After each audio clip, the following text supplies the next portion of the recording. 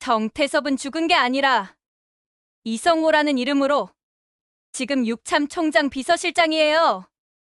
은영이 떨리는 목소리로 폭로했다.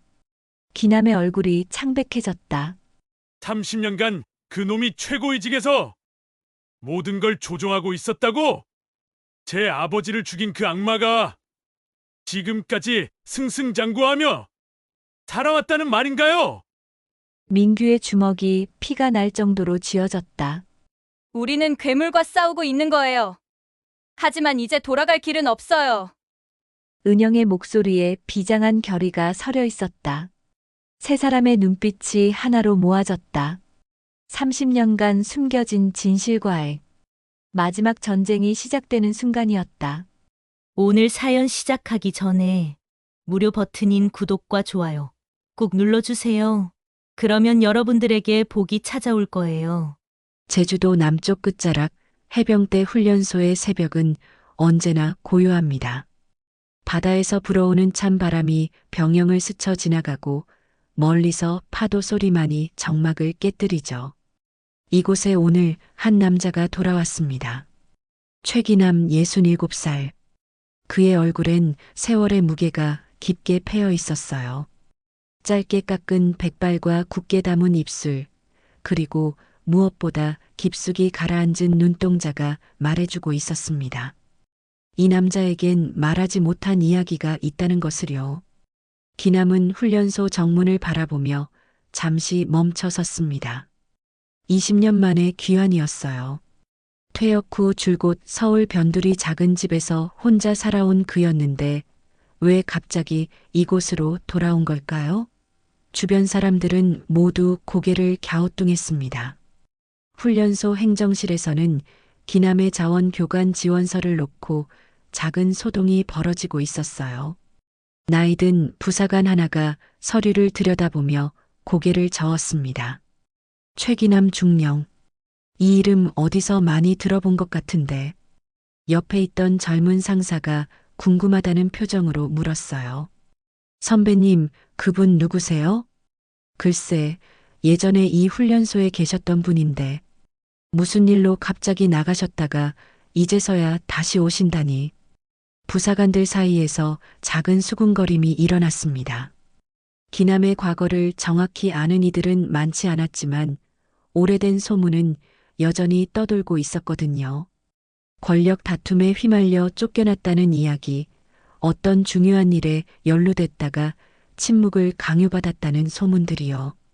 기남은 그런 시선들을 신경 쓰지 않으며 훈련소 안으로 들어섰습니다. 익숙한 듯 하면서도 낯선 풍경이 그를 맞아주었어요. 건물들은 예전 그대로였지만 사람들은 모두 바뀌어 있었죠. 당연한 일이었습니다. 20년이라는 세월은 한 세대를 완전히 바꿔놓기에 충분했으니까요. 하지만 기남에게는 더 중요한 목적이 있었습니다. 자원교관직을 신청한 진짜 이유, 그것은 단 하나였어요. 봉인된 그곳을 확인하러 온 것이죠. 훈련소 뒤편, 일반인은 물론 대부분의 군인들조차 출입이 금지된 지하시설. 공식적으론 존재하지 않는 그 장소를 기남은 확인해야 했습니다. 20년 전 그곳에서 일어난 일들이 정말로 묻혔는지 아니면 아직도 그 흔적이 남아있는지 말이에요. 기남은 오래전 기억을 떠올렸습니다. 1985년 그가 젊은 소령이었을 때의 일이었어요. 그 시절 기남은 훈련소에서 특별한 임무를 맡고 있었죠. 하지만 그 기억은 너무나 고통스러워서 지금까지도 꿈속에서 기남을 괴롭히고 있었습니다. 같은 시각 훈련병 생활관에서는 새로 입대한 신병들이 첫날 밤을 보내고 있었습니다. 21명의 청년들이 각자의 사연을 품고 이곳에 모여든 거예요. 그 중에는 박민규라는 21살 청년도 있었습니다. 민규는 다른 동기들과는 조금 달랐어요. 신앙심이 깊어 매일 밤 기도를 빼먹지 않았고 말수도 적은 편이었거든요. 동기들이 고향 이야기며 연애 이야기로 떠들어댈 때도 민규는 조용히 자신만의 시간을 보냈습니다. 민규의 생각은 언제나 외할머니에게 머물러 있었어요. 어릴 때 아버지를 잃고 외할머니 손에서 자란 그는 할머니의 깊은 사랑을 받으며 성장했습니다. 하지만 동시에 그 사랑 속에 숨겨진 슬픔도 느낄 수 있었죠. 민규야, 내 아버지는 좋은 사람이었단다. 할머니는 늘 그렇게 말씀하시면서도 아버지에 대한 구체적인 이야기는 절대 해주지 않으셨어요. 아버지가 어떤 일을 했는지, 왜 그렇게 젊은 나이에 세상을 떠나야 했는지 민규가 물어볼 때마다 할머니는 눈물만 흘리셨죠. 그런 궁금증과 답답함이 민규의 마음 깊숙한 곳에 쌓여갔습니다. 성실하고 조용한 겉모습과는 달리 민규의 내면에는 정체를 알 수 없는 분노가 꿈틀거리고 있었어요. 때로는 자신도 놀랄 만큼 거센 감정의 파도가 밀려오곤 했거든요. 입대 사흘째 되던 날 오후 민규에게 이상한 일이 일어났습니다. 뜨거운 햇살 아래서 구보 훈련을 하던 중이었어요. 숨이 턱까지 차오르고 온몸에 땀이 비오듯 쏟아지는 상황에서 민규는 문득 하늘을 올려다봤습니다. 그 순간 민규는 자신의 눈을 의심했어요. 하늘 위 구름 사이로 어떤 얼굴이 보인 거였거든요. 너무나 선명하게 마치 실제 사람이 하늘에서 내려다보는 것처럼 말입니다. 그 얼굴은 예수님의 얼굴이었어요. 민규는 그 자리에 멈춰서서 하늘을 바라봤습니다.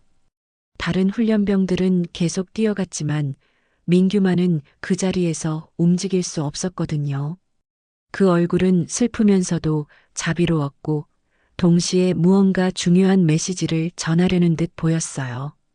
마치 민규에게만 보여주려는 특별한 계시처럼요. 박민규, 뭐하고 있나? 조교의 고함 소리가 민규의 정신을 번쩍 들게 했습니다. 민규는 황급히 하늘을 다시 올려다봤지만 이제는 평범한 구름만 떠 있을 뿐이었어요. 방금 전까지 그토록 선명했던 그 얼굴은 온데간데 없이 사라져버린 거죠. 민규는 혼란스러웠습니다. 이것이 단순한 환상인지 아니면 하나님께서 주신 어떤 계시인지 도무지 알 수 없었거든요. 하지만 한 가지는 분명했어요. 그 순간 민규가 느꼈던 감정은 지금까지 경험해본 그 어떤 것과도 달랐다는 점이었습니다. 그날 저녁 훈련소 전체에 비상이 걸렸습니다. 대대장 정태섭 중령이 갑자기 사라진 거예요. 오후 4시경까지는 분명히 대대 지휘소에 있었던 정태섭이 저녁 점호 시간에 나타나지 않았고 그의 행방을 아는 사람은 아무도 없었어요. 수색 작업이 즉시 시작됐습니다. 훈련소 구석구석, 해안가까지 모든 곳을 뒤졌지만 정태섭의 흔적은 찾을 수 없었어요. 더욱 이상한 건 그의 개인 물품들이 모두 그대로 남아 있었다는 점이었습니다. 지갑, 휴대폰, 심지어 차 열쇠까지 모든 것이 그대로였죠. 도망친 것도 납치된 것도 아닌 듯한 상황이었어요. 기남은 이 소식을 들었을 때 가슴 깊숙한 곳에서 무언가가 꿈틀거리는 것을 느꼈습니다. 정태섭이라는 이름을 들었을 때 오래전 기억이 파도처럼 밀려왔거든요. 하지만 아직은 확신할 수 없었습니다. 20년이라는 세월이 너무 많은 것을 바꿔놨으니까요. 밤이 깊어가고 훈련소는 다시 고요해졌습니다. 하지만 세 사람의 마음속에는 각각 다른 파도가 치고 있었어요. 기남은 과거의 비밀을, 민규는 하늘의 계시를, 그리고 어딘가에서 이 모든 상황을 지켜보고 있을 누군가는 아직 끝나지 않은 이야기의 시작을 예감하고 있었을 겁니다. 중령 실종 사건이 발생한 지 이틀 후 훈련소에 한 명의 여성이 도착했습니다. 군용 지프에서 내린 그녀는 곧바로 훈련소 본부로 향했어요. 김은영, 47살의 군 법무관이었습니다. 은영의 첫인상은 차가웠어요.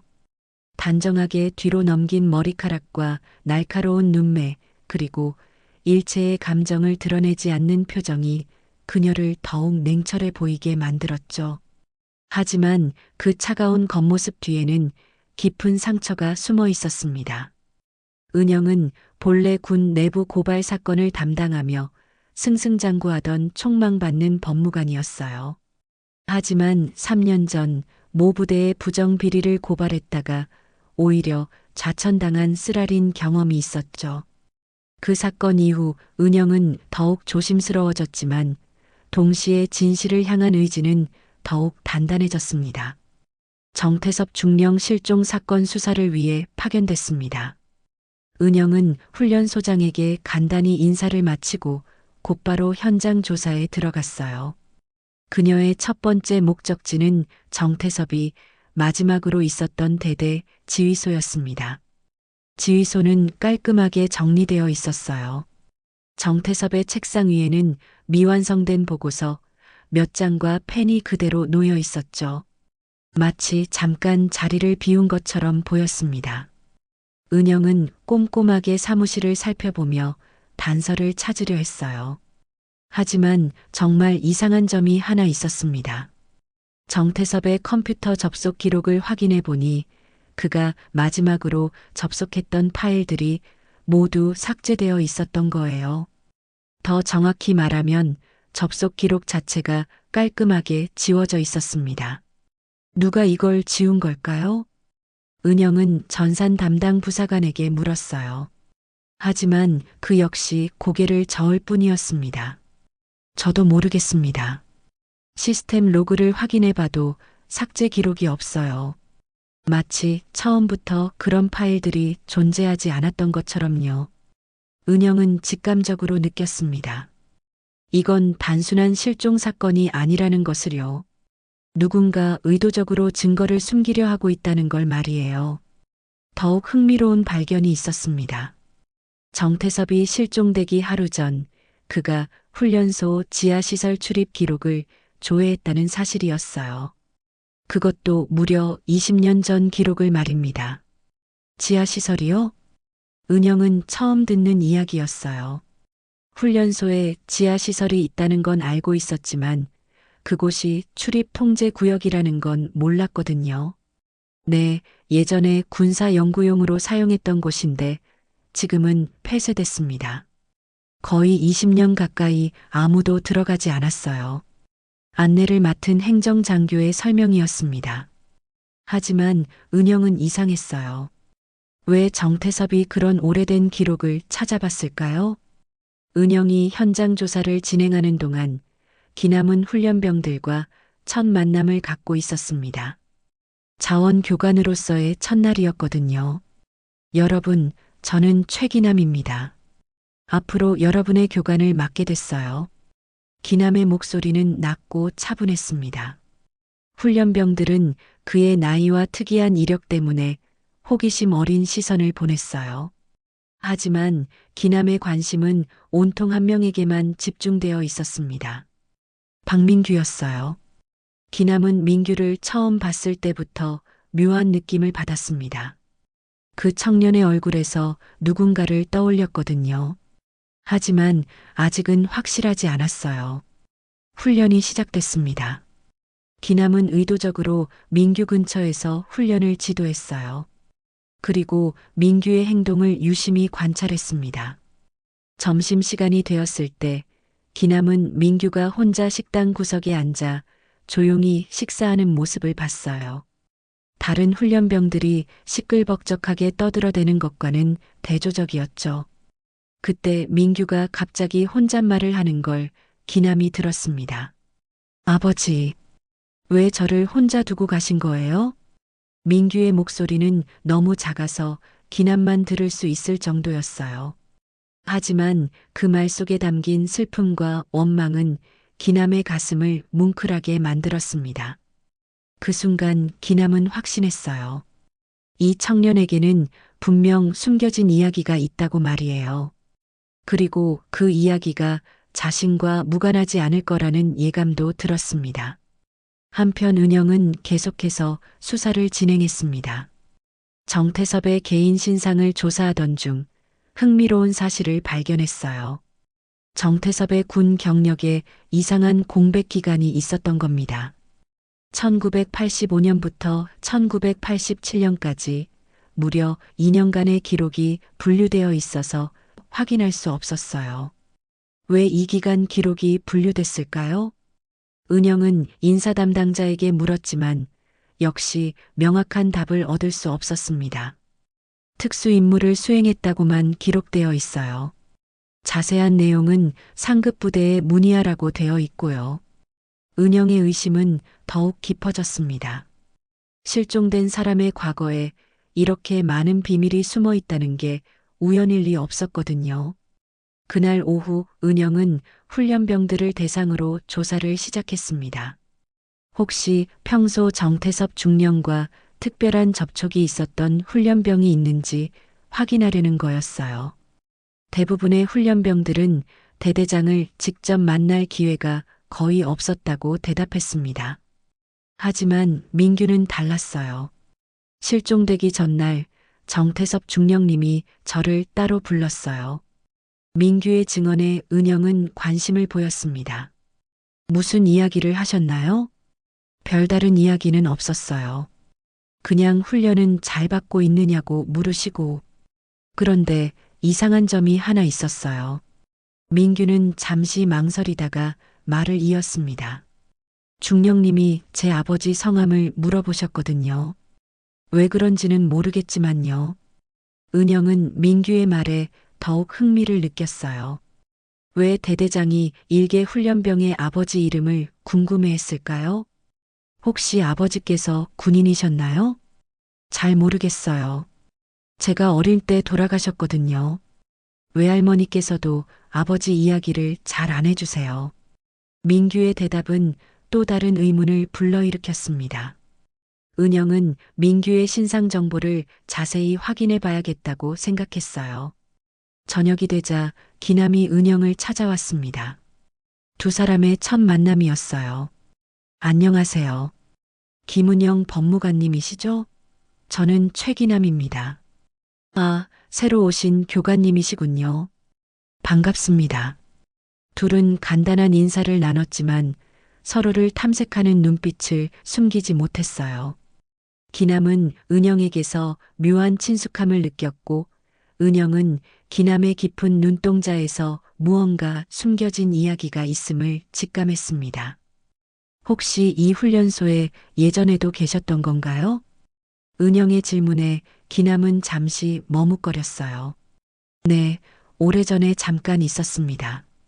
그때는 지금과 많이 달랐죠. 기남의 대답은 애매했지만 은영은 그 속에 감춰진 의미를 느꼈어요. 이 남자도 정태섭처럼 과거에 무언가 특별한 경험을 했을 거라는 생각이 들었거든요. 그날 밤 세 사람은 각자 다른 생각에 잠겨 있었습니다. 은영은 사라진 기록들과 숨겨진 진실에 대해, 기남은 돌아올 수 없는 과거와 현재의 연결점에 대해, 그리고 민규는 자꾸만 떠오르는 하늘의 그 얼굴에 대해 생각하고 있었어요. 이들은 아직 몰랐습니다. 자신들이 이미 거대한 진실의 소용돌이 속으로 빨려 들어가고 있다는 것을, 그리고 그 진실이 세 사람의 운명을 영원히 바꿔놓을 거라는 것을 말이에요. 민규에게 이상한 꿈이 찾아오기 시작한 건 은영과 면담을 한 그날 밤부터였습니다. 처음엔 단순한 악몽인 줄 알았어요. 하지만 밤이 갈수록 그 꿈은 더욱 선명해졌고 민규는 점점 현실과 꿈의 경계를 구분하기 어려워졌습니다. 꿈속에서 민규는 언제나 같은 장면을 목격했어요. 희미한 조명이 깔린 지하 공간, 땀에 젖은 채로 누워있는 병사들의 모습이 보였습니다. 어디선가 사이렌 소리가 울려 퍼지고 방독면을 쓴 남자들이 서둘러 움직이는 소리가 들렸어요. 그 모든 혼란의 한가운데에는 항상 두 명의 젊은 장교가 서 있었습니다. 한 명은 차가운 표정으로 지시를 내리고 있었고 다른 한 명은 망설이며 뭔가를 반대하는 듯 보였어요. 민규는 그 두 번째 장교의 얼굴을 볼 때마다 묘한 친근감을 느꼈습니다. 안 돼. 이건 너무 위험해. 꿈속에서 그 장교가 하는 말이었어요. 목소리도 또렷하게 들렸습니다. 하지만 그 반대 목소리는 묻혀버렸고 실험은 계속 진행됐어요. 민규가 가장 놀란 건 그 두 번째 장교의 얼굴이었습니다. 젊었을 때의 모습이었지만 분명히 기남과 닮아 있었거든요. 아니, 닮은 정도가 아니라 똑같다고 해도 과언이 아니었어요. 민규는 새벽마다 식은땀을 흘리며 깨어났습니다. 그럴 때마다 가슴 깊은 곳에서 무언가가 꿈틀거리는 걸 느꼈어요. 분노였을까요? 아니면 슬픔이었을까요? 민규 스스로도 그 감정이 무엇인지 정확히 알 수 없었습니다. 한편 은영은 민규의 신상 정보를 더 자세히 조사하기 시작했어요. 단순히 정태섭 실종 사건 때문만은 아니었습니다. 민규라는 청년에게서 뭔가 특별한 것을 느꼈거든요. 군인사명령부에 정보 공개를 요청한 결과 놀라운 사실이 밝혀졌습니다. 민규의 아버지는 김영석이라는 이름의 군인이었는데 1986년에 군의료 사고로 사망 처리되어 있었어요. 하지만 은영이 자세히 들여다볼수록 이상한 점들이 눈에 띄었습니다. 사망 원인이 너무 간단하게 기록되어 있었거든요. 급성 뇌출혈로 인한 사망, 군 복무 중 발생한 의료사고로 처리. 그게 전부였어요. 어떤 상황에서 왜 그런 일이 일어났는지에 대한 구체적인 설명은 전혀 없었습니다. 마치 누군가 의도적으로 세부 사항을 지운 것 같았어요. 더욱 이상한 건 김영석의 군 복무 기록이었습니다. 그는 해병대 훈련소에서 복무했다고 되어 있었는데 직책란은 공백으로 남겨져 있었어요. 일반적인 군 기록으로는 이해하기 어려운 형태였습니다. 은영은 직감했어요. 이 기록들이 너무 깔끔하다는 걸 말이에요. 진짜 의료사고였다면 더 자세한 조사 기록이나 보상에 관한 문서들이 남아있어야 정상이었거든요. 하지만 김영석에 관한 기록은 마치 누군가 필요한 부분만 남기고 나머지는 모두 지워버린 것 같았습니다. 은영이 이런 조사를 진행하고 있을 때 기남은 민규의 변화를 눈여겨보고 있었어요. 며칠 전부터 민규의 얼굴에 깊은 피로가 드러나 보였고 훈련 중에도 종종 멍한 표정을 짓곤 했거든요. 어느 날 오후 훈련 시간 민규가 갑자기 하늘을 올려다보며 중얼거리는 걸 기남이 들었습니다. 그분이 그 사람을 데려가셨어요. 민규의 목소리는 마치 누군가와 대화하는 것처럼 들렸어요. 기남은 소름이 돋았습니다. 그 말이 어디선가 들어본 것 같았거든요. 기남의 기억이 되살아났어요. 1985년 실험이 진행되던 그 시절에도 비슷한 말을 하는 사람이 있었습니다. 실험 대상자 중 하나였던 김영석이었어요. 그는 실험 도중 의식을 잃기 전에 똑같은 말을 중얼거렸었거든요. 그분이 그 사람을 데려가셨어요. 기남은 그 순간 모든 것이 연결되는 걸 느꼈습니다. 민규의 아버지가 김영석이라면, 그리고 그가 실험의 피해자였다면 모든 퍼즐 조각이 맞아떨어졌어요. 기남은 더 이상 참을 수 없었습니다. 그는 은영을 찾아가 모든 걸 털어놓기로 결심했어요. 김법무관, 제가 드릴 말씀이 있습니다. 기남의 표정은 그 어느 때보다 진지했어요. 은영은 그의 모습에서 뭔가 중대한 이야기가 나올 거라는 걸 직감했습니다.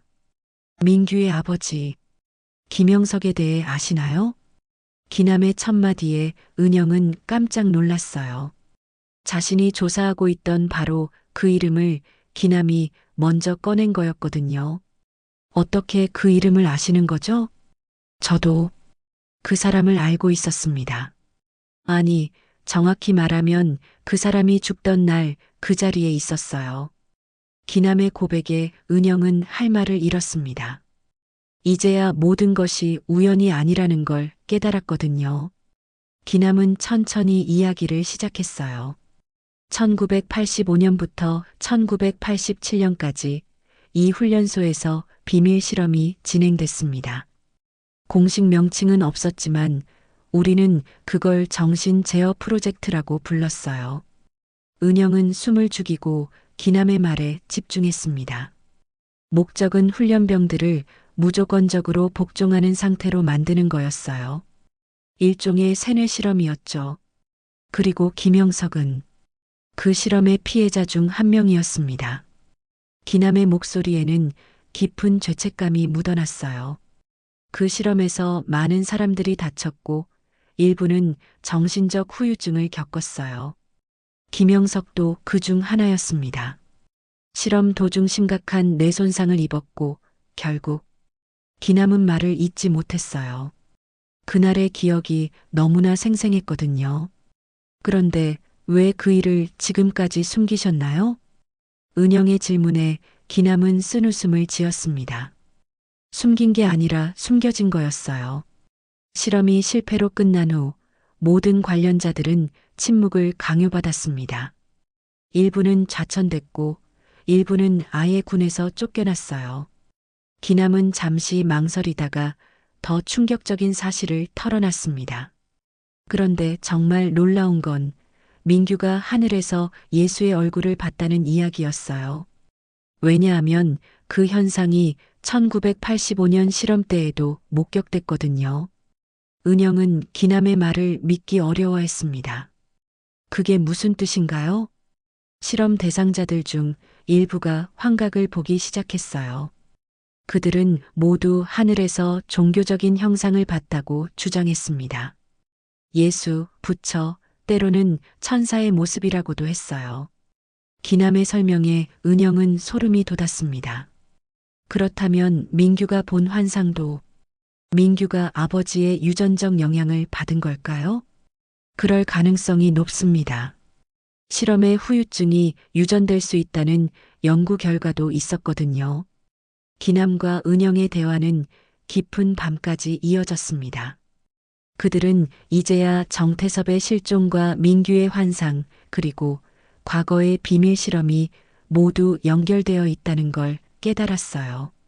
하지만 아직 밝혀지지 않은 가장 중요한 진실이 남아 있었습니다. 누가 그 실험을 주도했고, 왜 지금까지 그 진실이 숨겨져 있는지, 그리고 정태섭의 실종이 이 모든 것과 어떤 관련이 있는지 말이에요. 민규는 그날 밤도 같은 꿈을 꿨습니다. 하지만 이번엔 꿈속에서 들리는 목소리가 더 선명했어요. 아들아, 진실을 찾아라. 아빠가 왜 죽었는지.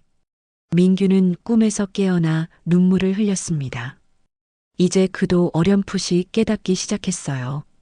자신의 환상과 아버지의 죽음, 그리고 이 훈련소에서 일어나고 있는 모든 일들이 우연이 아니라는 것을요. 기남이 과거의 진실을 털어놓은 다음 날 아침, 은영은 더 구체적인 증거를 찾기 위해 기남과 다시 만났습니다.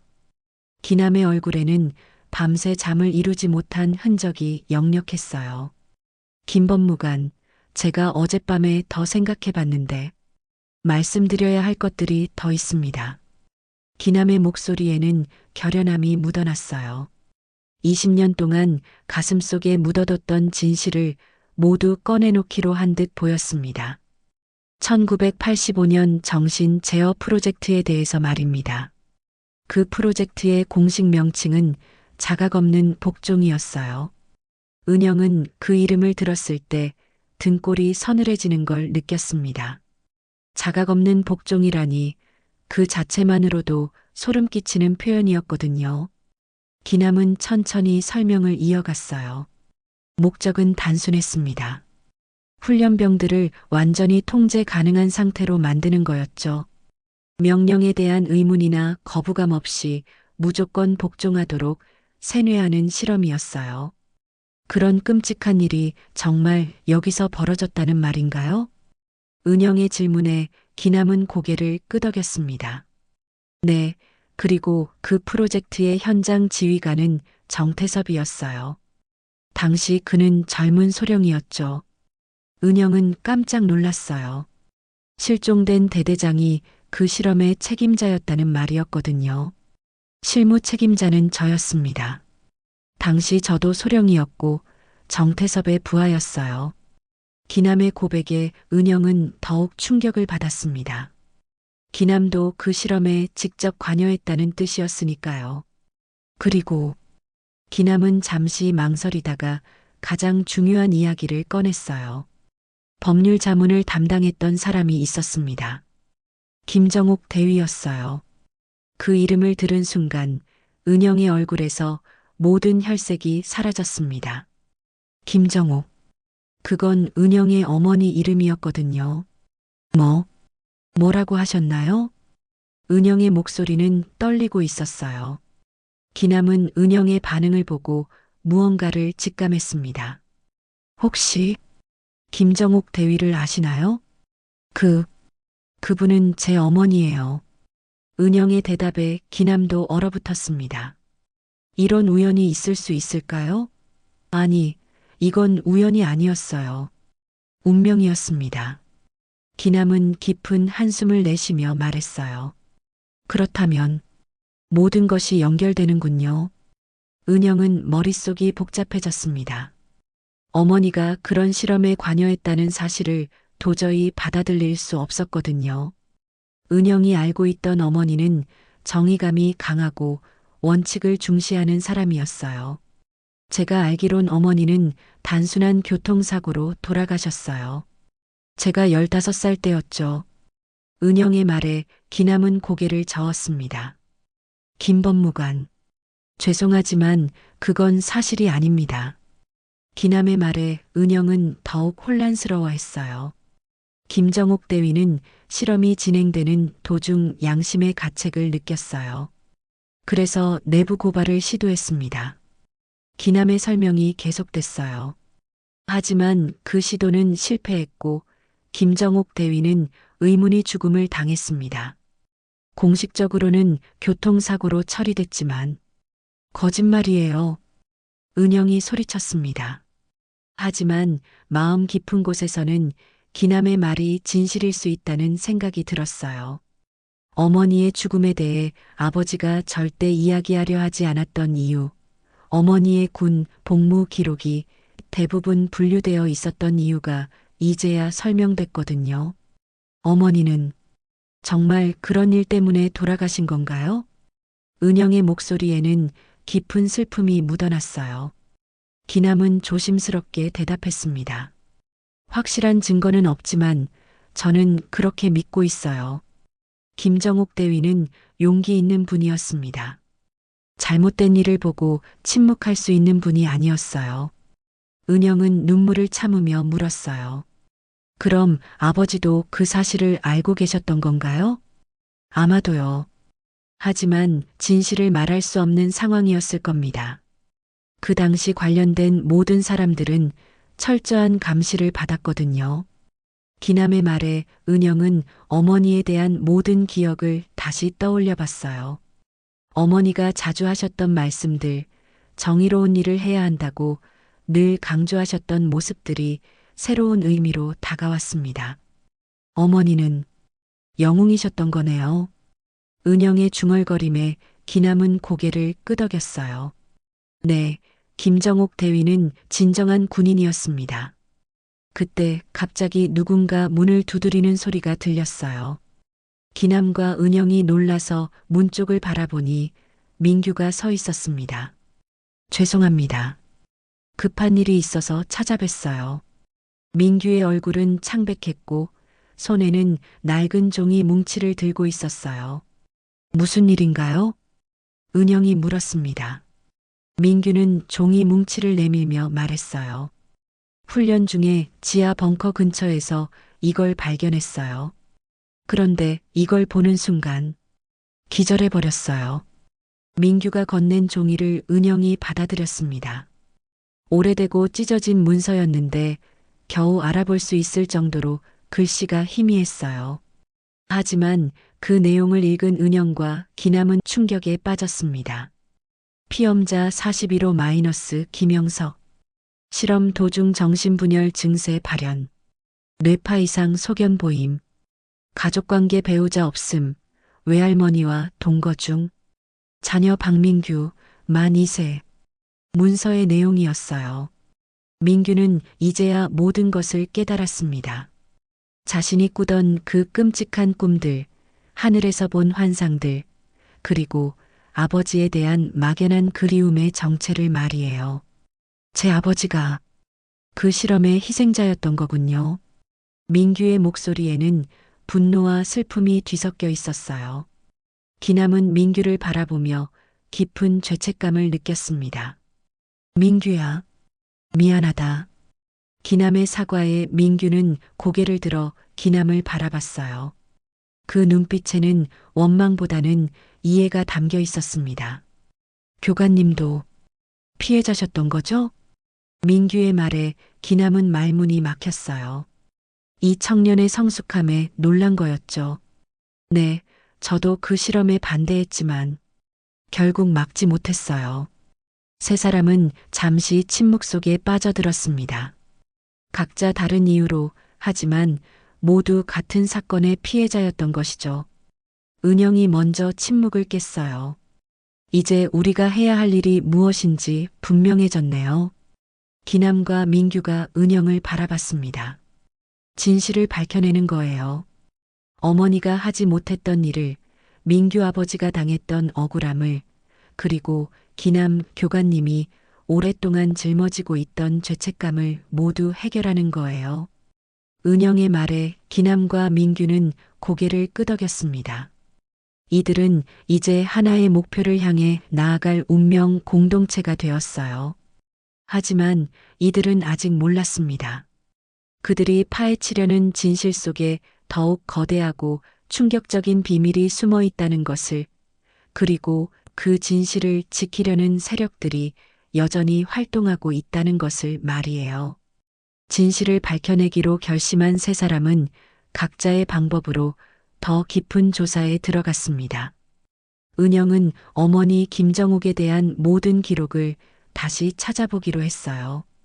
이번에는 단순한 교통사고가 아니라 의문사 가능성을 염두에 두고 말이죠. 군 기록 보관소에서 받아온 어머니의 파일을 펼쳐본 은영은 또다시 충격에 빠졌습니다. 어머니의 사망 전 마지막 몇 개월간의 기록이 이상하게 상세했거든요. 마치 누군가 어머니의 행동을 감시하고 있었던 것처럼요. 1986년 3월 15일 김정욱 대위 비승인 외출, 목적지 국정감사위원회 사무실, 1986년 3월 22일 김정욱 대위 사정 만남 확인, 상대방 언론사 기자로 추정, 1986년 4월 2일 김정욱 대위 개인 서류 무단 복사 적발. 기록들은 계속 이어졌어요. 어머니가 내부 고발을 준비하고 있었다는 기남의 말이 사실이었음을 증명하는 내용들이었죠. 하지만 가장 충격적인 건 마지막 기록이었습니다. 1986년 4월 10일 김정욱 대위 광명계획 관련 기밀 문서 유출 시도 확인. 즉시 조치 필요. 광명계획? 은영은 처음 듣는 용어였어요. 하지만 직감적으로 그것이 자각 없는 복종 프로젝트의 다른 이름임을 알 수 있었습니다. 그리고 그 기록 다음 날 어머니는 교통사고로 사망했다고 되어 있었어요. 너무나 완벽한 타이밍이었습니다. 은영은 눈물을 참으며 계속 파일을 뒤졌어요. 그러다가 한 장의 복사된 문서를 발견했습니다. 어머니가 마지막으로 작성했던 것으로 보이는 진술서였어요. 광명 계획의 실체에 대하여. 제목부터가 심상치 않았습니다. 은영은 떨리는 손으로 그 문서를 읽기 시작했어요. 본인은 군법무관으로서 광명 계획의 법률 자문을 제공해 왔으나 해당 계획이 인권 침해와 불법 인체 실험에 해당함을 확인하였다. 특히 피험자들에게 충분한 설명이나 동의 절차 없이 정신조작 실험을 강행하는 것은 명백한 범죄 행위다. 어머니의 글은 계속 이어졌어요. 현재까지 확인된 피해자는 최소 47명이며 이 중 3명이 실험 도중 사망하였고 12명이 심각한 정신적 후유증을 겪고 있다. 특히 피험자 41호 김영석의 경우 실험 도중 뇌출혈을 일으켜 의식불명 상태에 빠졌으며 회복 가능성이 희박한 상황이다. 은영의 가슴이 먹먹해졌어요. 민규의 아버지가 그렇게 고통받았다는 사실을 직접적으로 확인한 거였거든요. 본인은 이 모든 사실을 관련 기관에 신고할 예정이며 광명 계획의 즉각적인 중단을 요구한다. 만약 본인에게 불의의 사고가 발생한다면 그것은 결코 우연이 아닐 것임을 미리 밝혀둔다. 어머니의 마지막 문장이었어요. 은영은 그 문장을 읽고 나서 더 이상 참을 수 없었습니다. 눈물이 폭포처럼 쏟아졌거든요. 어머니는 정말로 영웅이었어요. 위험을 무릅쓰고 진실을 밝히려 했던 용기 있는 군인이었던 거죠. 하지만 그 용기 때문에 목숨을 잃었고 딸인 은영은 지금까지 아무것도 모른 채 살아왔던 거였어요. 한편 민규는 지하 벙커 근처에서 더 많은 자료를 찾고 있었습니다. 그가 처음 문서를 발견했던 곳 주변을 꼼꼼히 뒤지던 중 또 다른 충격적인 발견을 하게 됐어요. 벙커 입구 옆 풀숲에서 오래된 금속 상자 하나를 찾아낸 거였거든요.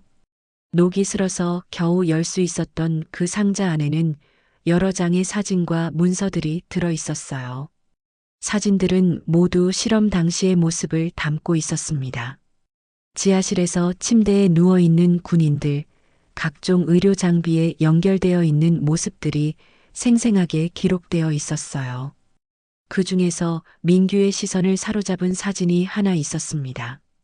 젊은 군인 한 명이 침대에 누워 있는데 그 얼굴이 민규와 매우 닮아 있었거든요. 사진 뒷면에는 피험자 41- 김영석이라고 적혀 있었어요. 민규는 그제야 아버지의 실제 모습을 처음 보게 됐습니다. 외할머니도 아버지 사진을 한 장도 보여주지 않으셨거든요. 이제 그 이유를 알 것 같았어요. 할머니도 이 모든 진실을 알고 있었던 거겠죠. 민규는 아버지의 사진을 보며 복받쳐 오르는 감정을 억누를 수 없었습니다. 분노였을까요? 슬픔이었을까요? 아니면 둘 다였을까요? 아버지, 이제 알겠어요. 왜 할머니가 아버지 이야기를 안 해주셨는지. 민규가 혼자 중얼거렸을 때 뒤에서 누군가 다가오는 소리가 들렸어요. 돌아보니 기남이 서 있었습니다. 민규야, 여기서 뭘 하고 있니? 기남의 목소리에는 걱정이 묻어났어요. 민규는 아버지의 사진을 기남에게 보여줬습니다. 이게 제 아버지예요. 사진을 본 기남의 얼굴이 일그러졌어요. 그 순간의 기억이 생생하게 떠올랐거든요.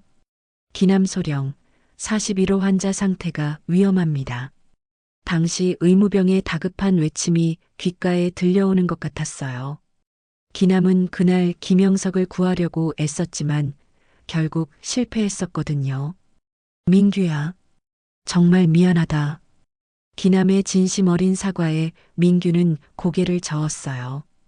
교관님 잘못이 아니에요. 교관님도 피해자셨잖아요. 민규의 성숙한 반응에 기남은 더욱 미안해했습니다. 이 청년이 자신보다 훨씬 대인배였거든요. 하지만 교관님께 한 가지 물어보고 싶은 게 있어요. 뭐든 말해봐라. 그 실험을 주도했던 사람들, 지금은 어떻게 됐나요? 기남은 잠시 망설였어요. 하지만 민규가 진실을 알 권리가 있다고 생각했습니다. 대부분은 좌천되거나 전역했어. 하지만 기남이 말을 멈췄어요. 하지만 뭐요? 정태섭은 달랐어. 그는 오히려 승진했거든. 민규는 기남의 말을 이해할 수 없었어요. 왜요? 그 사람이 가장 큰 책임이 있는 거 아닌가요? 그래, 맞아. 하지만 정태섭은 다른 사람들과 달리 그 실험을 끝까지 옹호했어. 그리고 윗선의 보호를 받았지. 기남의 설명에 민규의 분노가 치솟았어요. 그럼 그 사람은 지금까지 아무런 처벌도 받지 않고 살아온 거예요? 그런 셈이지. 민규는 주먹을 꽉 쥐었습니다. 아버지를 죽음으로 몰아넣은 장본인이 오히려 승승장구하며 살아왔다는 사실이 받아들여지지 않았거든요. 그때 갑자기 민규의 눈앞이 어두워졌어요. 하늘에서 다시 그 얼굴이 나타난 거였습니다. 하지만 이번에는 예수의 얼굴이 아니었어요. 아들아, 복수하지 마라. 진실을 밝혀내는 것으로 충분하다. 아버지의 목소리였어요. 민규는 그 목소리를 들으며 마음이 차분해지는 것을 느꼈습니다. 네, 아버지. 민규가 중얼거리자 기남이 걱정스럽게 물었어요. 민규야, 괜찮니? 네, 괜찮아요. 이제 제가 해야 할 일이 무엇인지 알겠어요. 민규의 눈빛에는 새로운 결의가 담겨 있었습니다. 복수가 아닌 진실 규명, 그것이 아버지가 원하는 일이라는 걸 깨달았거든요. 그날 저녁 세 사람이 다시 모였습니다. 각자가 발견한 새로운 사실들을 나누기 위해서였어요. 은영이 어머니의 진술서를 보여주자 기남과 민규는 깊은 감동을 받았어요. 그리고 민규가 찾아낸 아버지의 사진과 추가 자료들을 보며 세 사람은 과거의 진실이 점점 선명해지는 것을 느꼈습니다. 이제 우리에게 남은 일은 하나예요. 은영이 말했어요. 정태섭을 찾아내는 거죠. 그리고 그에게서 마지막 진실을 드러내는 거예요. 기남과 민규가 고개를 끄덕였습니다. 하지만 이들은 아직 몰랐어요. 정태섭의 실종 자체가 더 큰 음모의 시작이었다는 것을, 그리고 그들이 쫓고 있는 진실이 생각보다 훨씬 거대하고 위험한 것임을 말이에요. 정태섭을 찾아내기로 한 다음 날, 기남은 더 이상 숨길 게 없다는 듯이 모든 것을 털어놓기 시작했습니다.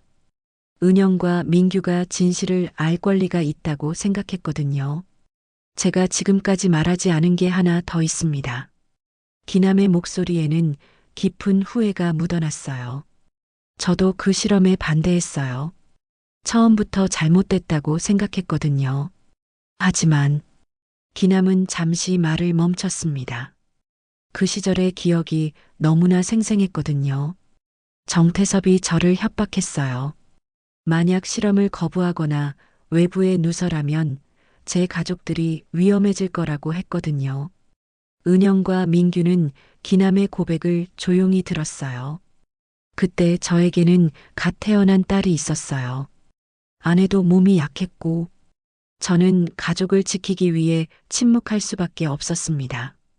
기남의 눈에 눈물이 맺혔어요. 하지만 그 침묵이 김영석을 죽음으로 몰아넣었고 김정옥 대위의 용기를 헛되게 만들었어요. 민규가 조용히 물었어요. 그럼 교관님도 피해자였던 거 아닌가요? 아니야, 민규야. 저는 선택할 수 있었어요. 용기를 내서 맞설 수도 있었고 김정옥 대위처럼 정의를 위해 싸울 수도 있었거든요. 하지만 저는 겁쟁이였어요. 기남의 자책에 은영이 입을 열었습니다. 교관님, 그때 상황에서 그런 선택을 하신 걸 누가 비난할 수 있겠어요? 저라도 똑같이 했을 거예요. 은영의 위로에도 기남의 죄책감은 깊었어요. 실험이 실패로 끝난 후 저는 내부 고발을 시도했어요. 너무 늦었지만 말이에요. 기남의 고백이 계속됐습니다. 하지만 김정옥 대위가 실종된 후에는 더 이상 용기를 낼 수 없었어요. 저도 똑같은 운명을 당할까봐 두려웠거든요. 그래서 탈영을 시도하셨다고 하신 건가요? 은영의 질문에 기남이 고개를 끄덕였어요. 네, 모든 걸 버리고 도망치려 했어요. 하지만 붙잡혔죠.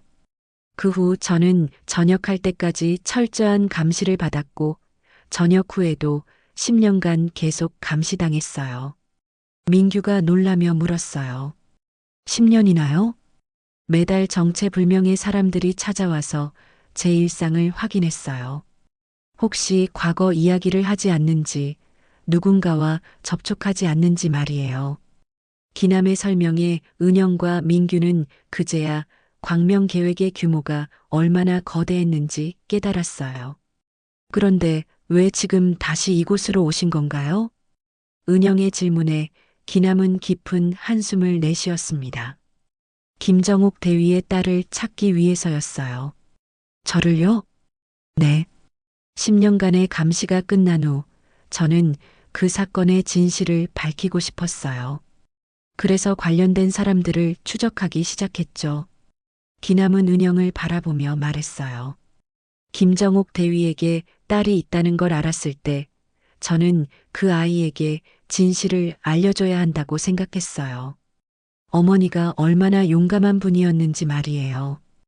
은영의 눈에 눈물이 고였어요. 그래서 제가 법무관이 된 걸 확인하고 이곳으로 오신 건가요? 그렇습니다. 김 법무관이 군 내부 고발을 담당한다는 소식을 들었을 때 이것도 운명이라고 생각했어요. 기남의 말에 은영은 복잡한 감정을 느꼈어요. 자신의 인생이 어머니의 죽음과 이렇게 깊게 연결되어 있다는 사실이 놀라웠거든요. 그럼 민규가 이곳에 온 것도 우연이에요. 하지만 김영석의 아들이라는 걸 알게 된 순간 모든 게 연결됐다고 확신했죠. 기남의 설명에 세 사람은 잠시 침묵에 빠져들었어요. 운명이라고 하기엔 너무나 기가 막힌 우연들이었거든요. 그때 민규가 조용히 말했어요. 그럼 정태섭은 지금 어디에 있을까요? 기남의 표정이 어두워졌어요. 그게 문제예요. 정태섭은 단순히 실종된 게 아닐 가능성이 높거든요. 무슨 뜻인가요? 은영이 물었습니다. 기남은 신중하게 말을 골랐어요. 정태섭은 광명 계획이 끝난 후에도 계속 승진했어요. 그건 그가 윗선의 비호를 받았다는 뜻이거든요. 기남의 추측이 이어졌어요. 만약 정태섭이 진짜로 사라진 거라면 그건 누군가 그를 제거했기 때문일 거예요. 아마도 그가 알고 있는 비밀 때문에 말이죠.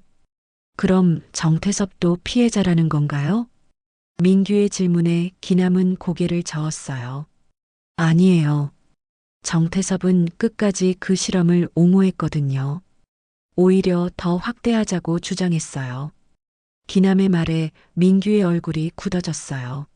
하지만 이제 와서 누군가 그를 제거했다는 건 그 배후에 더 큰 세력이 있다는 뜻이에요. 은영이 기남의 말을 정리했어요. 그럼 우리가 상대해야 할 건 정태섭 개인이 아니라 그를 조종했던 더 큰 조직이라는 말씀인가요? 그럴 가능성이 높아요. 기남의 대답에 세 사람은 또다시 침묵에 빠졌어요. 문제가 생각보다 훨씬 복잡하다는 걸 깨달은 거였거든요. 그때 갑자기 민규가 말했어요. 저 어젯밤에 또 꿈을 꿨어요. 은영과 기남이 민규를 바라봤어요. 이번엔 좀 달랐어요. 아버지가 직접 나타나셔서 말씀하셨거든요. 뭐라고 하셨는데? 은영이 물었습니다. 정태섭을 찾지 말라고 하셨어요. 그 사람은 이미 죽었다고요. 민규의 말에 기남과 은영이 놀랐어요. 그리고 진짜 적은 따로 있다고 하셨어요. 지금도 높은 자리에서 모든 걸 조종하고 있는 사람이 있다고요. 민규의 꿈 이야기에 기남은 소름이 돋았어요. 그 꿈이 단순한 상상이 아닐 수도 있겠다는 생각이 들었거든요. 혹시 그 사람이 누군지 알려주셨나요? 아니요. 하지만 아버지가 마지막에 이렇게 말씀하셨어요. 그 사람은 지금도 군복을 입고 있고 아주 높은 자리에 있다고요. 민규의 말에 세 사람은 전율을 느꼈어요. 광명 계획의 진짜 배후가 아직도 군 조직 내부에서 활동하고 있다는 뜻이었거든요. 그럼 우리가 해야 할 일이 바뀌는군요. 은영이 말했어요. 정태섭을 찾는 게 아니라 그 진짜 배우를 찾아내는 거죠. 기남과 민규가 고개를 끄덕였어요. 하지만 동시에 두려움도 느꼈습니다. 상대가 현재 군 고위직에 있다면 이들의 조사 활동도 이미 노출됐을 가능성이 높았거든요. 조심해야겠어요. 기남이 말했어요. 우리가 진실에 가까워질수록 위험도 커질 거예요. 그날 밤 세 사람은 각자 다른 생각에 잠겨 있었어요. 은영은 어머니의 용기를, 기남은 과거의 죄책감을, 그리고 민규는 아버지의 메시지를 떠올리고 있었습니다. 하지만 이들 모두에게 공통된 감정이 하나 있었어요. 이제 돌이킬 수 없는 길에 들어섰다는 것, 그리고 끝까지 가야 한다는 각오였습니다. 먼 곳에서 누군가 이들의 움직임을 지켜보고 있다는 걸 세 사람은 아직 몰랐어요. 하지만 곧 그들도 알게 될 거였습니다. 진실을 향한 여정이 얼마나 험난한지를 말이에요. 세 사람이 진짜 배우를 찾아내기로 결심한 지 사흘 후, 은영에게 예상치 못한 명령이 떨어졌습니다. 상급 부대에서 긴급히 소환됐다는 거였어요. 정태섭 중령 실종 사건 수사를 즉시 중단하라는 지시입니다. 군 수사본부장의 차가운 목소리였어요. 은영은 당황했습니다. 왜 갑자기 수사를 중단해야 하는 건가요? 상부 지시사항입니다. 더 이상 질문하지 마십시오. 부본부장의 단호한 어조에 은영은 뭔가 이상함을 느꼈어요. 수사가 한창 진전을 보이고 있는 시점에서 갑자기 중단하라는 건 말이 안 됐거든요. 혹시 다른 이유가 있는 건 아닌가요? 은영이 다시 물어보자 본부장의 표정이 더욱 차갑게 변했어요. 김은영 법무관, 당신이 최근 어떤 활동을 하고 있는지 우리는 알고 있습니다. 그 말에 은영의 등골이 서늘해졌어요. 자신들의 조사 활동이 발각됐다는 뜻이었거든요. 무슨 말씀인지 모르겠습니다. 최기남 전 소령과의 접촉, 박민규 훈련병과의 면담, 그리고 과거 기록들에 대한 무분별한 조회. 모든 게 기록되어 있어요. 본부장의 말에 은영은 소름이 돋았어요. 이들의 모든 행동이 감시받고 있었던 거였죠. 지금 당장 그런 활동들을 중단하고 원래 업무에만 집중하십시오. 이것은 명령입니다. 은영은 할 말을 잃었어요. 하지만 마음속으로는 더욱 확신했습니다. 이런 식으로 압박을 가한다는 건 자신들이 진실에 가까워지고 있다는 증거였거든요. 한편 기남도 비슷한 압박을 받고 있었어요. 훈련소장이 기남을 개별적으로 호출한 거였죠. 최기남 교관, 당신의 최근 행동에 대해 우려의 목소리가 나오고 있소. 훈련소장의 말에 기남은 침착하게 대답했어요. 무슨 말씀인지 구체적으로 설명해 주시겠습니까? 훈련병들과 불필요한 접촉을 하고 있다는 보고가 올라왔소. 특히 박민규 훈련병과 자주 만나고 있다고 하던데. 기남은 자신들의 모든 움직임이 누군가에 의해 보고되고 있다는 걸 깨달았어요. 교관으로서 훈련병들의 상태를 확인하는 건 당연한 일 아닙니까? 하지만 업무 시간 외에까지 개별 면담을 하는 건 적절하지 않소? 앞으로는 그런 일이 없도록 하시오. 훈련소장의 경고에 기남은 고개를 끄덕일 수밖에 없었어요. 하지만 속으로는 더욱 의심스러워했습니다. 누가 자신들을 감시하고 있는 걸까요? 그날 저녁 세 사람은 조심스럽게 만났어요. 훈련소 뒤편 해안가였는데 사람의 눈을 피할 수 있는 곳이었거든요. 우리 모든 행동이 감시받고 있어요. 은영이 먼저 입을 열었어요. 기남과 민규도 비슷한 경험을 했다고 털어놨습니다. 그럼 정말로 배후에 큰 세력이 있는 거군요. 민규의 말에 세 사람은 고개를 끄덕였어요. 하지만 이제 멈출 수는 없어요. 은영의 목소리에는 강한 의지가 담겨 있었어요. 어머니가 목숨을 걸고 지키려 했던 진실을 제가 포기할 수는 없어요. 은영의 각오를 보며 기남도 마음을 굳혔어요. 그렇다면 우리가 찾아낸 모든 증거들을 외부에 알려야 해요. 군 내부만으로는 한계가 있어요. 어떻게요? 민규가 물었습니다. 기남이 대답했어요. 언론이나 시민단체, 국정감사, 여러 방법이 있을 거예요. 은영이 갑자기 무언가를 떠올린 듯 말했어요. 그런데 제가 조사하던 중에 이상한 걸 발견했어요. 뭐죠? 정태섭의 최근 행적을 추적해 보니 실종되기 전에 어떤 사람과 비밀 만남을 가졌더라고요. 은영의 말에 기남과 민규가 집중했어요. 누구와요? 신원 확인이 어려웠는데 다만 그 사람이 현역 고위 장교라는 건 확실해요. 은영의 설명이 계속됐어요. 정태섭이 실종되기 하루 전 서울의 한 호텔에서 만났다는 기록이 있어요. 그런데 그 호텔 인근 교통 카메라를 분석해 보니 은영이 잠시 말을 멈췄어요. 놀라운 사실을 발견했어요.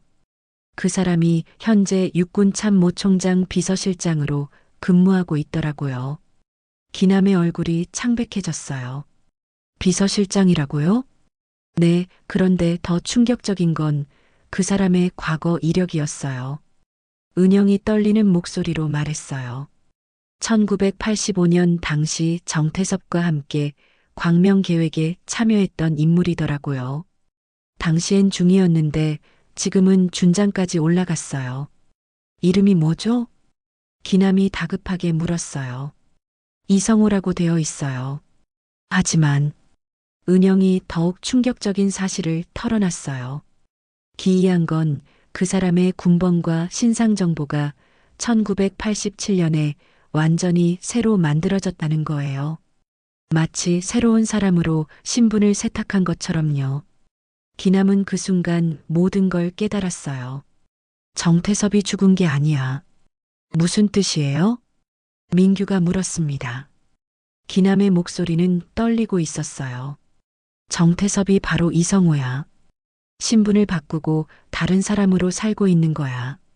기남의 추측에 은영과 민규는 경악했어요. 그럴 리가요. 아니야, 가능해. 군에서는 그런 일들이 종종 일어나거든. 특히 기밀작전에 관련된 사람들은 신분을 완전히 바꾸기도 해. 기남의 설명에 은영은 소름이 돋았어요. 그럼 정태섭은 죽은 척하고 다른 신분으로 승진한 거예요? 그럴 가능성이 높아. 그리고 지금은 군 최고위직 중 하나인 참모총장 비서실장으로 근무하면서 모든 걸 조종하고 있는 거야. 세 사람은 잠시 말을 잃었어요. 상황이 생각보다 훨씬 심각했거든요. 그럼 우리가 어떻게 해야 하죠? 민규가 물었습니다. 기남이 결연한 표정으로 대답했어요. 국정감사에 모든 걸 제보해야 해. 이제 우리가 가진 증거들을 모두 공개하는 거야. 은영도 동의했어요. 저도 군 인권센터에 연락해 볼게요. 어머니처럼 내부 고발을 하는 거죠. 그날 밤 세 사람은 각자 맡을 역할을 정했어요. 은영은 군 외부기관에, 기남은 언론에, 민규는 시민단체에 연락하기로 했습니다. 하지만 이들이 준비를 마치기도 전에 더 큰 변화가 일어났어요. 다음 날 아침 민규가 기남을 찾아왔어요. 그의 얼굴은 창백했고 목소리는 떨리고 있었어요. 교관님, 큰일 났어요. 왜? 무슨 일이야? 어젯밤에 아버지가 다시 꿈에 나타나셨는데 이번엔 아주 급하게 말씀하셨어요. 민규의 말에 기남이 집중했어요. 뭐라고 하셨는데? 조심하라고, 곧 위험한 일이 일어날 거라고 하셨어요. 그리고 민규가 말을 멈췄어요. 그리고 뭐라고 하셨어? 정태섭이. 아니, 이성호가 우리를 제거하려 한다고 하셨어요. 민규의 말에 기남의 얼굴이 굳어졌어요. 이제 정말로 위험한 순간이 다가오고 있다는 걸 느꼈거든요. 하지만 동시에 기남은 각오를 다졌어요. 20년간 가슴에 묻어뒀던 진실을 이제는 세상에 알려야 할 때가 온 거였죠. 민규야, 우리에게 시간이 얼마 남지 않았어. 지금 당장 모든 걸 공개해야 해. 민규가 고개를 끄덕였어요. 아버지의 메시지가 거짓일 리 없었거든요. 세 사람의 마지막 싸움이 시작되려 하고 있었습니다. 위험이 임박했다는 민규의 경고 후 세 사람은 더 이상 망설일 수 없었습니다. 그들은 각자 준비해둔 제보 계획을 즉시 실행에 옮겼어요. 은영은 새벽 5시에 군 인권센터와 국정감사위원회에 동시에 연락했습니다. 어머니 김정옥의 진술서와 광명 계획의 모든 증거 자료를 첨부해서 말이에요. 과거 해병대 훈련소에서 자행된 불법 인체 실험과 이를 은폐하기 위한 살인 사건에 대해 제보합니다. 은영의 제보 내용은 충격적이었어요. 하지만 그녀는 더 이상 두려워하지 않았습니다. 어머니의 용기를 이어받은 거였죠. 기남은 동시에 여러 언론사에 연락했어요. 특히 탐사보도로 유명한 기자들에게 직접 전화를 걸어 만남을 요청했습니다. 저는 1985년 광명 계획의 실무 책임자였던 최기남입니다. 그동안 숨겨져 있던 진실을 모두 공개하려고 합니다. 기남의 연락을 받은 기자들은 처음엔 의심스러워했어요.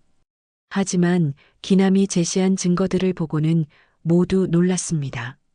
이건 단순한 제보가 아니라 역사를 바꿀 수 있는 폭탄 같은 내용이었거든요. 민규는 가장 중요한 역할을 맡았어요.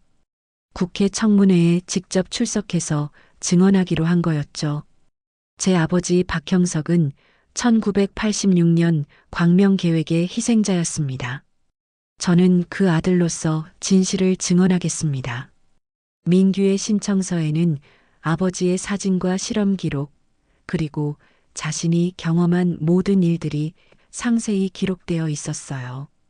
하지만 세 사람의 계획이 실행되기 전에 예상치 못한 일이 벌어졌습니다. 그날 오후 갑자기 군 수사대가 훈련소로 들이닥친 거예요. 그들의 목표는 명확했습니다. 기남과 은영, 그리고 민규를 연행하는 것이었죠. 최기남 전 소령, 군사기밀 누설 혐의로 체포합니다. 김은영 법무관, 직무유기 및 기밀 누설 혐의로 연행합니다. 박민규 훈련병, 허위사실 유포 혐의로 조사하겠습니다. 갑작스러운 체포 상황에 세 사람은 당황했어요. 하지만 이미 예상했던 일이기도 했습니다. 이성호, 즉 정태섭이 마지막 수단을 쓴 거였죠. 하지만 늦었어요. 세 사람의 제보는 이미 여러 기관에 접수된 상태였거든요. 연행되던 중에 기남이 수사관에게 당당히 말했어요. 이미 모든 증거는 언론과 국정감사위원회에 제출됐습니다. 우리를 막으려 해봐야 소용없어요. 수사관의 얼굴이 굳어졌어요. 이미 늦었다는 걸 깨달은 거였죠. 며칠 후 세 사람의 제보 내용이 전국을 뒤흔들었습니다. 해병대 훈련소 불법 인체 실험 은폐 사건, 30년간 숨겨진 군 내 집단 살인 사건, 현직 고위 장교의 신분 세탁 의혹, 언론들이 앞다투어 보도했어요. 특히 이성호 준장의 정체가 실종된 정태섭이라는 의혹이 제기되면서 군 전체가 발칵 뒤집혔습니다. 국정감사위원회는 즉시 긴급 청문회를 소집했어요. 그리고 첫 번째 증인으로 기남을 호출했습니다. 청문회장에 선 기남은 떨리는 목소리로 증언을 시작했어요. 존경하는 의원님들, 저는 30년 전 잘못된 선택으로 인해 무고한 생명들을 희생시킨 죄인입니다. 기남의 첫마디에 청문회장이 조용해졌어요. 하지만 이제라도 진실을 말하고 싶습니다. 김영석님과 김정옥 대위님, 그리고 광명 계획으로 희생된 모든 분들을 위해서요. 기남은 모든 것을 털어놨어요. 광명 계획의 실체, 정태섭의 강압, 김정옥 대위의 용기, 그리고 자신의 비겁함까지 모든 걸 솔직하게 증언했습니다. 지금도 정태섭은 이성호라는 가명으로 군 고위직에 근무하며 진실을 은폐하려 하고 있습니다. 이것이 제가 확인한 사실입니다. 기남의 증언에 의원들은 경악했어요.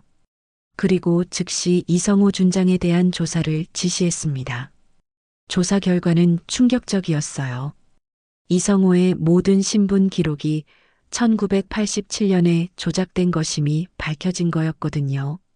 지문과 DNA 검사 결과 그는 정말로 실종된 정태섭 중령과 동일 인물이었습니다. 진실이 밝혀지자 이성호는 결국 체포됐어요. 그리고 법정에서 모든 죄를 인정했습니다. 저는 모든 걸 인정합니다. 광명 계획을 주도했고 김정옥 대위를 살해했으며 수많은 무고한 생명들을 희생시켰습니다. 이성호의 자백으로 30년간 숨겨져 있던 진실이 완전히 드러났어요. 몇 달 후 모든 법적 절차가 끝났습니다. 민규는 전역 후 법학대학원에 진학했어요. 처음 계획했던 신학교가 아니라 말이에요. 하나님의 뜻은 기도하는 것만이 아니라 직접 행동하는 데 있다고 생각해요. 민규는 친구들에게 그렇게 말했습니다. 아버지의 억울함을 직접 해결해 본 경험이 그를 바꿔놓은 거였죠. 기남은 국회 청문회에서 증언한 후 언론으로부터 과거의 망령과 맞선 마지막 장군이라는 별명을 얻었어요. 그는 이제 전국을 돌아다니며 강연을 하고 있었습니다. 군내 인권 문제와 과거사 진실 규명의 중요성에 대해서 말이에요. 은영은 군을 전역하고 새로 설립된 군 인권센터의 초대 소장으로 임명됐어요. 어머니 김정옥의 길을 이어받은 거였죠. 어머니, 이제 어머니의 뜻을 제가 이어가겠습니다. 은영은 매일 아침 어머니 사진 앞에서 그렇게 다짐했어요. 1년 후 어느 봄날 세 사람이 다시 해병대 훈련소 앞에서 만났습니다. 이제는 광명계획 피해자들을 위한 추모비가 세워진 곳이었어요. 아버지, 이제 편히 쉬세요. 민규가 추모비 앞에서 기도했어요. 그 옆에서 기남과 은영도 조용히 고개를 숙였습니다. 그때 민규가 갑자기 하늘을 올려다봤어요. 1년 전처럼 무언가 보이는 듯 했거든요. 또 보이나? 기남이 물었어요. 민규가 미소를 지으며 대답했어요. 네, 하지만 이번엔 다르네요. 뭐가 다르지? 예수님이 웃고 계세요. 그리고 옆에 아버지도 계시고 김정옥 대위님도 보여요. 민규의 말에 기남과 은영도 하늘을 올려다봤어요. 그들에게는 평범한 구름만 보였지만 마음속으로는 느낄 수 있었어요. 모든 영혼들이 평안해했다는 것을 말이에요. 우리가 해낸 거네요.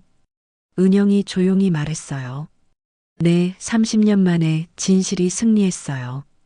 기남의 대답에 세 사람 모두 뿌듯함을 느꼈어요. 그날 하늘은 특별히 맑았습니다. 구름 한 점 없이 파란 하늘이 펼쳐져 있었고 따뜻한 봄바람이 불어왔어요. 세 사람은 그 바람을 맞으며 각자의 길로 돌아갔습니다. 하지만 이제 그들은 알고 있었어요. 진실을 향한 용기가 얼마나 소중한 것인지, 그리고 그 용기가 세상을 바꿀 수 있다는 것을 말이에요. 민규가 마지막으로 하늘을 한 번 더 올려다봤을 때 그의 눈에는 또렷한 얼굴 하나가 떠올랐어요. 하지만 이제 그 얼굴은 슬프지 않았습니다. 평화롭고 만족스러운 표정이었거든요. 고마워, 아들아. 바람에 실려온 목소리였어요. 민규는 그 목소리를 들으며 깊이 고개를 숙였습니다. 이제야 정말로 모든 것이 끝났다는 걸 느꼈거든요. 하늘 아래 세 사람의 새로운 인생이 시작되고 있었습니다. 더 많은 이야기로 다시 찾아올게요. 구독과 좋아요, 댓글은 무료이며 큰 힘이 됩니다.